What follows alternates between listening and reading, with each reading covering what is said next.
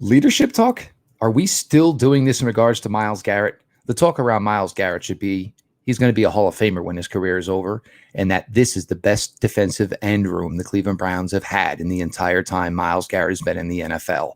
Your training camp defensive end preview now on Locked On Browns. You are Locked On Browns, your daily Cleveland Browns podcast. Part of the Locked On Podcast Network. Your team every day.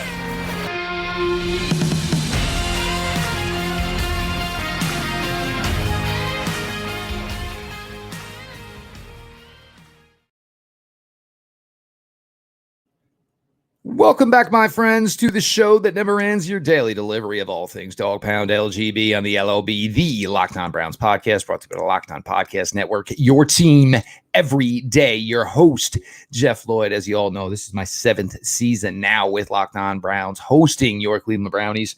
Have loved every minute of it, even when the heartstrings get pulled on, as they do. Appreciate everybody who makes Locked On Browns their first listen. I suggest you all join the everyday crowd. The best way to do that is by subscribing to the Locked On Browns YouTube channel. Have those notifications on. Locked On Browns is available everywhere you get your podcasts and always for free. The NFL news of the day, to kick it off real quick. DeAndre Hopkins has signed and agreed with the Tennessee Titans, and for $13 million annually, I am absolutely glad he is a Tennessee Titan. The Browns, it would have been wasted money, and they still have money. They can use that money in other areas. Your training camp preview issue, we're going to discuss the defensive end position here today. And we'll start with this, and it keeps getting brought up, and frankly, I'm just sick and tired of it.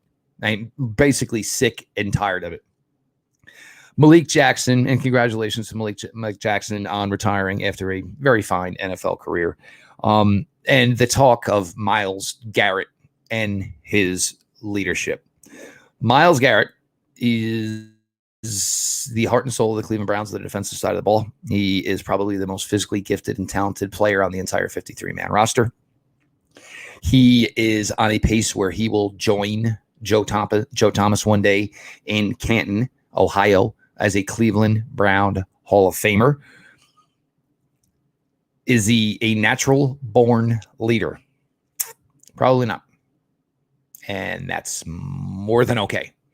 Myles Garrett has one job and is paid by the Cleveland Browns to do one thing and one thing only: harass the living daylights out of the other team's opposing quarterback.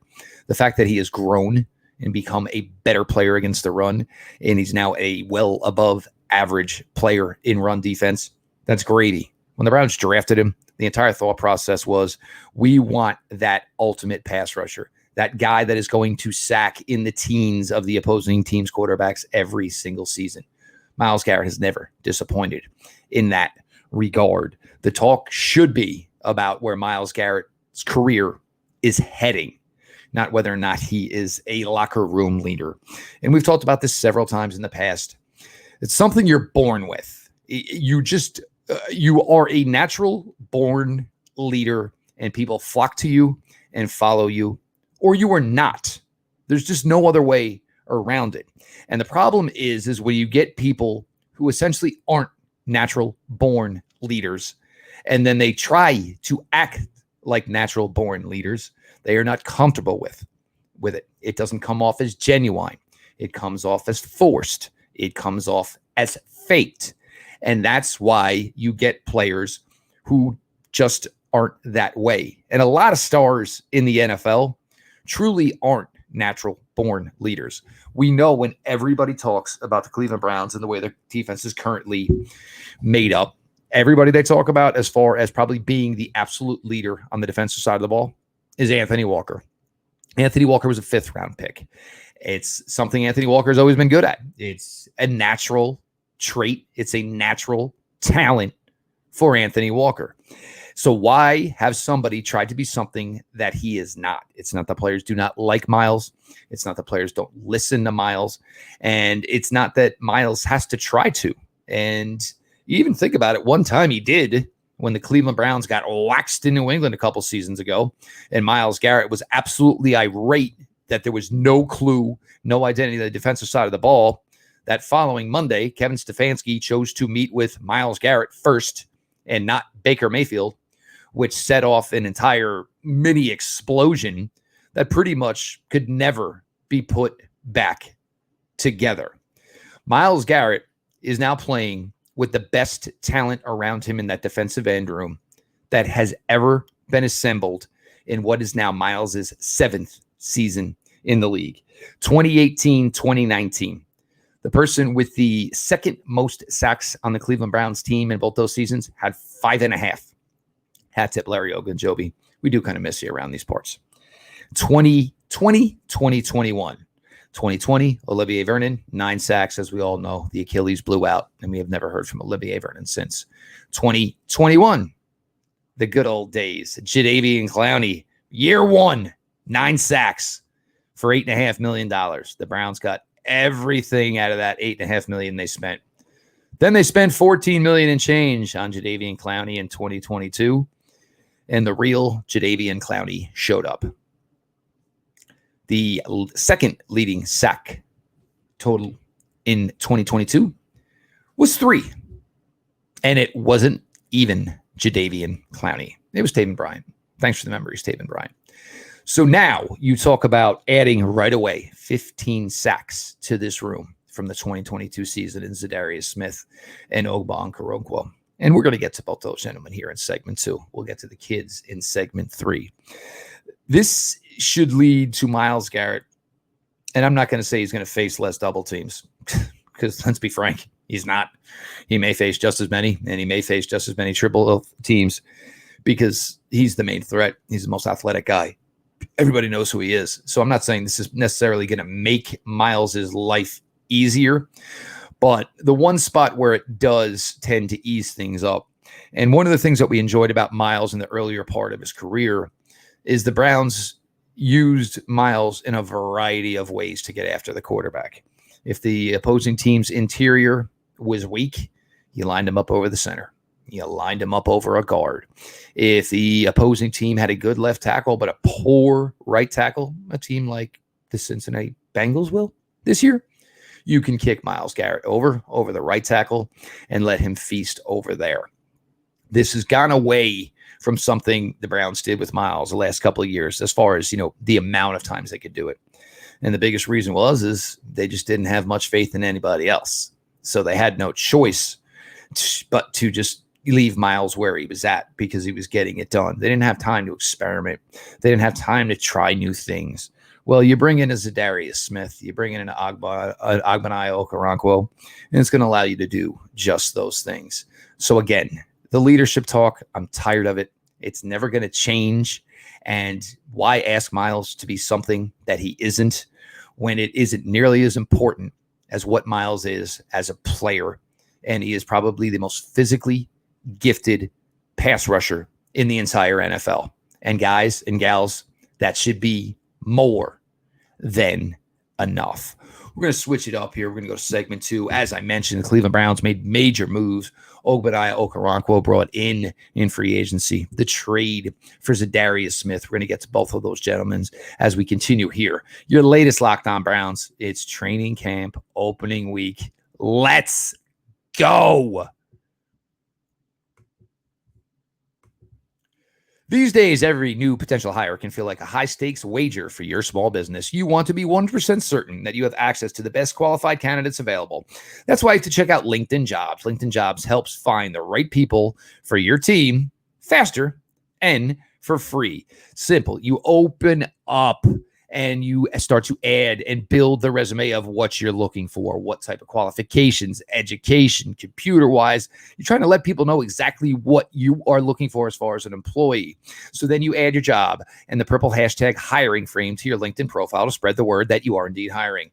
Simple tools like screening questions make it easy to focus on candidates with just the right skills and experience, so you can quickly prioritize who you'd like to interview and potentially hire. It's why small businesses rate LinkedIn Jobs #1 in delivering quality hires versus leading competitors.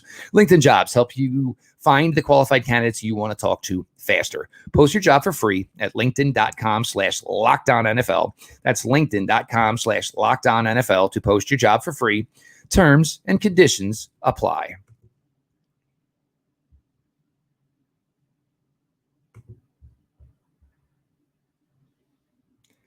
Your host, Jeff Lloyd. We appreciate everybody who makes Locked On Browns their first listen every single day. Be part of the Everyday Club. Join the Everyday Club, and the best way to do that is to subscribe to the Locked On Browns YouTube channel. Locked On Browns is available wherever you get your podcasts and is always available and is always free. Continuing on here, second segment. Again, it is training camp week. The Browns will be on the field in West Virginia at the Greenbrier this upcoming weekend. And yes, I'm a little fired up about it. The Browns have tried over the years to get Myles Garrett running mates that, well, let's be kidding. You're not going to get anybody that's equal to Myles Garrett. But they've tried to get competitive, complete pass rushers into the fold to run with Myles Garrett. And to be honest, Olivier Vernon, it wasn't a bad run. And, obviously 2020, the Achilles, it was terrible. I think everybody, was impressed with what Olivier did late in the season, obviously, especially when Myles ended up with COVID. And, Olivier Vernon became the basically number one edge rusher. And then, of course, the Achilles blew out Takk McKinley that year. The Achilles blew out. Just a rough year for the Browns as far as that was concerned. Then the Jadeveon Clowney, the 1 year of we really liked it. The second year of, oh my good God, Dr. Jekyll and Mr. Hyde. Everything you've ever heard about Jadeveon Clowney came to fruition, obviously last season in 2022. So much so that the Browns had to tell him towards the end of the season, just take your stuff and get the heck out of here, man. But we can't have you, disrupting already and making a bad situation worse. We can't have young players trying to follow your footsteps because, God forbid, Jadeveon Clowney, he's not leaving any footsteps. He's not a leader. He's essentially, his footsteps are just going to get you lost wandering around in circles in the forest. So it was time to move on from him. You bring in a guy like ZaDarius Smith, and Browns fans, we know ZaDarius Smith well, obviously many years competing against him as a Baltimore Raven. Then obviously his time with the Green Bay Packers. Then, of course, last year with the Minnesota Vikings, 10 sacks. A player that is just not nearly as gifted as Myles Garrett, probably has a stronger motor than Myles Garrett as far as, having to stick to his craft because he just doesn't have the God-given ability that Myles Garrett does. And if you want to talk about somebody that can maybe ease the leadership role from Myles Garrett, and I'm not saying that Myles doesn't want to, it's just that Myles is going to do it in his own way. ZaDarius Smith is a guy that if he talks, people are going to listen. He's just got a gravitating personality as well. And I think the thing that is more relatable, again, and I've talked about this before, for players looking at a ZaDarius Smith versus players looking at a Myles Garrett is ZaDarius Smith has done it his way. He was not gifted, obviously, with these great attributes that Myles had. So again, the work to the craft, the attention to the craft, the detail to the craft, extra tape study. And that's turned him into the player that he is, and a player that excelled in odd fronts, and a player who's found a way later in his career to excel in even fronts in Minnesota, hopefully like he will do here for the Cleveland Browns here in 2023. So to make the move, and this is what was so special about it, in my opinion, is you made the Okoronkwo move. And we're going to get to the kids here, obviously, in a minute. But you made, obviously, the move you made in the draft from Isiah McGuire. You brought in a promising young undrafted free agency to go along with two holdover kids. And at the time, you thought that was maybe good enough. But you had this opportunity come across the table, and to ignore it would have just been absolutely foolish. And you were able to get a deal done at a reasonable compensation as far as what the Browns gave up to take ZaDarius Smith on with the Minnesota Vikings, eating a little bit of the money that's coming this way. So you get a guy who is a proven double-digit sack guy. And this is somebody that has never been here in all of Myles Garrett's 6 seasons in the NFL. There has never been another player who's totaled double-digit in sacks. Look at the Eagles last year. Look at how many players on the Philadelphia Eagles last year were in double digits in sacks. It is the biggest key to NFL defense in the way it is currently played. Teams are going to throw the ball all over the field as many times as they possibly can. You can't cover everybody. You can't cover them forever. So the best way to make sure your coverage doesn't get exposed is to make sure the ball never leaves the quarterback's hands. And that is what the Cleveland Browns are trying to assemble here with bringing in ZaDarius Smith on top of Okoronkwo. You were trying to get proven commodities in the room. So the fact that the quarterback will have the little amount of time to throw the ball, and hopefully will be on the ground with the ball in his hands more often than not. Now, ZaDarius Smith has obviously been a player who has played in the playoffs with the Ravens, with the Packers, and of course with the Minnesota Vikings last year. So you're bringing in more players with experience in big games. Okoronkwo, he's got one. He's got a ring, ladies and gentlemen. Part of the Rams Super Bowl team. Now, here's a guy that has flourished as a player playing along the side of other solid players on a defensive line. And when I'm talking about this defensive end room, you do also have to keep in mind the major upgrade brought to the defensive tackle room into Alvin Tomlinson. So a guy like Okoronkwo, and yes, he could be another one that you can kind of slide around. Okoronkwo, a lot of times is better going off an inside shoulder than he is going off of an outside shoulder. So he could be a guy as well, because we've heard Jim Schwartz say he would like to play 5 down linemen. So you can play the 4. You can have Myles be the guy who kind of swims around looking for the open spot, or Okoronkwo being the guy who kind of swims around looking for the open gap to shoot. But you got a player with a ton of experience. In Oklahoma, he tore it up. Big 12 Defensive Player of the Year. Athleticism held him back a little bit as far as his draft potential. Lied in the weeds a little bit in his career with the Los Angeles Rams.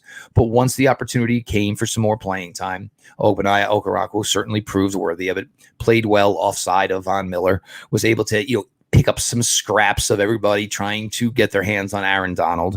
And now here he is again in a similar situation with the Cleveland Browns. After getting more playing time, getting an opportunity to improve his own talents last year with the Houston Texans, finally getting an opportunity to start later on in the season. Did have a sack of Deshaun Watson in that first game where Deshaun came back, and found a way to put together 5 sacks for himself last year on a team that was porous at best, and a team that should have finished ending up drafting number 1 overall. But basically a little mini Hail Mary canceled all that. So he brings a ring, brings playoff experience. He has been a guy that has found a way to succeed when playing around other good players. So once when that Okoronkwo move was made, and look, I think maybe we all got a little bit more excited about it than we should have, because we were talking about a guy who was coming off of 5 sacks last year. But now you extrapolate that to where you put it, where he is now the 3rd D end behind Myles, behind ZaDarius Smith. So you're talking between the 3 of them over 30 sacks in the NFL last year. That is a ridiculous group. And now you're starting to get yourself a little bit closer to the types of numbers you saw from the Philadelphia Eagles last year. So 3 guys over closer to 30 sacks. Okoronkwo. And the other thing is, where's going to be the attention this year? Because if Myles is on the field, ZaDarius is on the field, Alvin Thomas is on the field, Okoronkwo is on the field, Okoronkwo is not going to get any attention. It's just not the way it's going to be. He's going to get a lot of easy opportunities. And I talk a lot about Elijah Moore and these layups that he's going to get. I think there's going to be a lot of easy pass rush wins to be attained for, Ogbo here in the 2023 season. Solid move for the Browns. No question about it. And it was a good move at the time. But now when you look at the move with ZaDarius Smith sliding into DN number 2, it is just a chef's kiss of a move. There is just no way around it. We're going to continue here. Obviously, still a lot of kids in the room here for the Cleveland Browns, and try to figure out who's going to be maybe the last one standing here, so to speak, because the Browns, unfortunately, with a lot of promising youth, are not going to be able to keep it all. I am Jeff Lloyd. Thanks for joining us here. Stick around. Your latest Locked On Browns.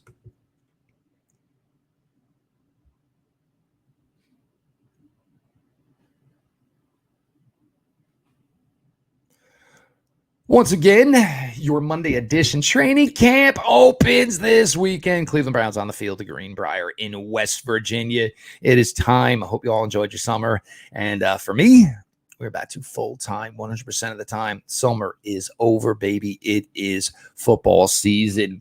I am Jeff Lloyd, host of your Locked On Browns. Appreciate everybody who makes us your first listen. Join the everyday partay, and make sure you subscribe to the Locked On Browns YouTube channel. Locked On Browns is always available, always free, wherever you get your podcasts. Now, I mentioned a little bit here. Now, we talked last year, and at the time when the moves were made, the draft choices of Alex Wright, of Isiah Thomas. And at the time, what did we say about Alex Wright? We said, Alex Wright, here's a good player. It's going to take some time. What did I say about Isiah Thomas? Here's a player drafted 4 rounds later, but there might be path for more of a little bit more of playing time. He's a little bit more of a proven commodity coming out of Oklahoma than Alex Wright was at the time. Alex Wright forced into a lot more duty than he ever should have been in 2022. So a lot of it was learning on the fly. And not a lot of people want to talk about this. And I think it's probably because he did not register a sack in the 2022 season. But there was improvement from Alex Wright as the season went on. And part of it was as far as a run defender. And, it's simple enough as a D end. One of the biggest things for you as a defensive end is setting the edge. Simple. Don't let the ball carrier find a way to bounce outside of you, because most of the time there's not anybody there. It is your job to get your inside shoulder on who's ever blocking you to make sure, at the worst, that the running back is cutting inside of you. The running back gets outside of you, it's usually big, big problems. And Alex Wright did improve in that regards as the year went on. Were there some positives as far as a pass rusher? Maybe not so much. But Alex Wright understands his body, understands his frame. He's literally the same exact size as Myles Garrett. He understood, if I'm not gaining any ground into the backfield, I am a 6'5" human being. I have long arms, so I'm going to do just that. And he was able to bat the ball down at times. And I think with that little bit of success, with the success that came Alex Wright's way, as far as improving as a run defender, now the opportunity is here. It's going to be a lot. It's going to be probably going to be most likely less reps for Alex Wright in 2023 than he took in 2022. But the key is the less reps in 2023, are they going to start to turn into some production for Alex Wright? And I think that's the case. This is kind of how we all felt when Alex Wright was first drafted by the Cleveland Browns.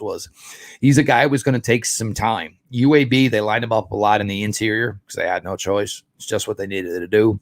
It certainly didn't do Alex Wright any favors, but over time, I think Alex Wright is going to be a solid player for this team as a rotational defensive end, and we'll probably know better by the end of 2023 if there is starting potential for Alex Wright to come in his time here in Cleveland.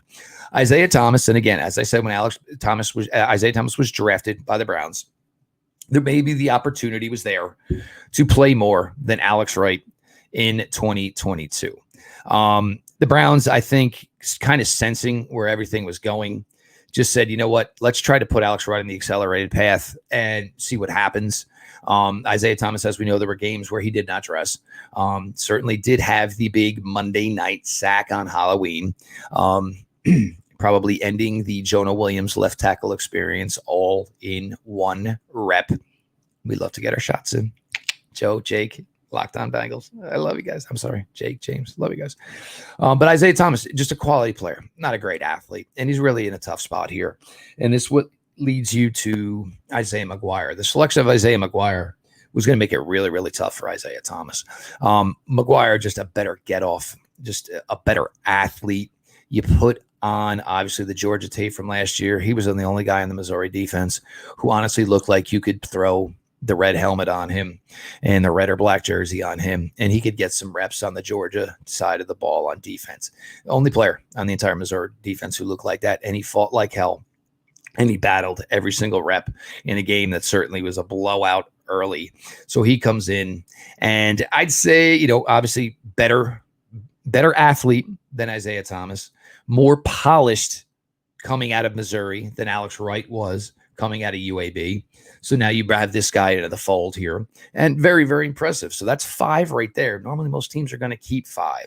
So you're in this weird spot with Isiah Thomas. And, we had Pete Smith on the other day, and Pete talked about maybe getting him to the practice squad. I got to be honest, just because Isiah Thomas is probably only good enough to be the 6th defensive end here for the Cleveland Browns doesn't mean he's not qualified to be the 4th or 5th defensive end for a lot of other NFL teams. So it wouldn't surprise me if Isiah Thomas is a guy that could possibly have some interest from another franchise. If the Browns are smart, you would try to find a way to trade him, most certainly before you cut him, try to get something for him. I really like Isiah Thomas. I like his game. I think he personally fits well as, a 4th, 5th defensive end. It's just sadly, there's not going to be that spot here for the Cleveland Browns. Undrafted free agent, Lonnie Phelps, another one, my buddy Pete Smith, another one of his darlings. but kind of an odd fit for what the Browns like in DNs. You know, he's 6'2" and change, 244 pounds, had a relative athletic score of, north of 8.3. So obviously all those boxes are checked, but just a little, light in the can. It's just not what the Browns are looking for right now. The Browns are, looking for these bigger defensive ends. So, Lonnie Phelps is going to have to wow. And that's certainly possible. And you should get a lot of reps here in the preseason. But Lonnie Phelps might be more of that guy you're looking maybe as your practice squad stash. Because I think for Isiah Thomas, I think there'll be interest from NFL and other NFL teams where they can finish their defensive end rooms. And again, he comes with a lot of college production. The only thing Isiah Thomas is kind of lacking a little bit is just, uber athleticism. And it is what it is. You are what you are, and you can't give what you don't have. So that's kind of where it lies here for Isiah Thomas. But we got a lot coming here this week. Obviously, we're going to continue the training camp defensive position previews, defensive tackle, obviously linebacker, corner, safety. Going to get to all that. We might have a good guest in here this week. Hopefully, just trying to make that work. Planning probably to record every day. I mean, look, we're back in business. Like I said, summer is over, boys and girls. The Browns are back on the clock. The Browns are back in business. Thursday, August 3rd. They're back on the field for a preseason game. I'll go live after that. Why not? Let's have some fun because it is football season. So it's time. I can't tell you in another way. This is the week. And come Saturday in West Virginia to Greenbrier, it's on, baby girls. It is on, boys and girls. Daddy, Mr. Lloyd here, is very, very excited. My kids are annoyed by me already that it is already football season again. And sorry, kids. That's just what you got to live with here. You know what I'm saying?